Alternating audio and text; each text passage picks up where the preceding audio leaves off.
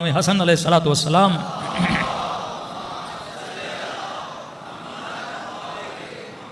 اپنے ایک چاہنے والے کے سرانے پر گئے. جوان تھا، سکرات کا وقت تھا، لیکن امام نے کیا دیکھا؟ پورا وجود اس کا کانپ رہا ہے اور کہہ رہا ہے حسن ابن علی مجھے موت سے خوف آ رہا ہے، حسن ابن علی مجھے موت سے. اب امام سرانے ہے لیکن بندہ موت سے ڈر رہا ہے کہ مولا اس موت سے بڑا خوف آ رہا ہے.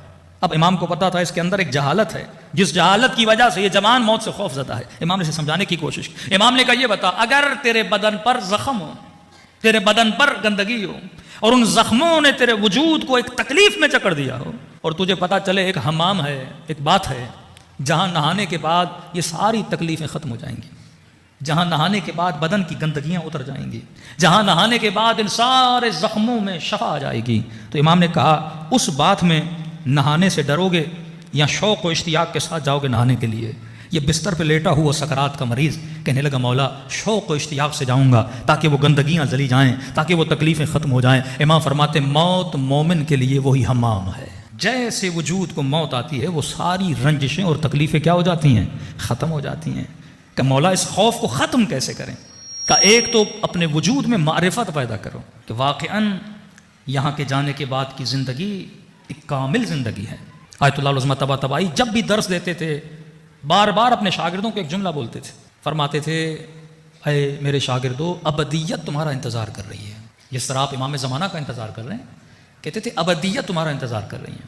یہ جو زندگی ہے نا، لفظ زندگی جو ہم جی رہے ہیں، تو ہمارے ذہنوں میں تصور یہ ہے کہ زندگی 60-70 سال کی زندگی ہے، لیکن فرمایا یہ 60-70 سال معصوم کی روایت کے مطابق ہماری زندگیوں میں سے آنکھ جھپکنے کے برابر بھی نہیں ہے. یعنی وہ جو ابدی زندگی ہے اس زندگی کا ایک آنکھ جھپکنے کا لمحہ ہے جو ہم 60-70 سال گزارتے ہیں. اور عجیب حدیث ہے کہ جب ملک الموت جناب نوح کی روح نکالنے کے لیے گیا اور جا کر پیغام دیا کہ اللہ کے نبی پیغام لے کر آیا ہوں، دنیا کی زندگی ختم ہو گئی، دنیا کی زندگی کا آخری دن ہے اور آپ کی ابدی زندگی کا پہلا دن شروع ہونے والا ہے. تو کہتے ہیں حضرت نوح نے ایک آہ حسرت بھری اور کہا کہ ملک الموت اتنی مختصر زندگی، کتنے سال؟ 900 سال کا ملک الموت ختم ہو گئی. اتنی مختصر زندگی کہ یا نبی اللہ 900 سال اللہ نے زندگی دی اور آپ کہہ رہے ہیں مختصر زندگی. فرمایا مجھے پتہ ہی نہیں لگا کہ 900 سال کیسے گزر گئے.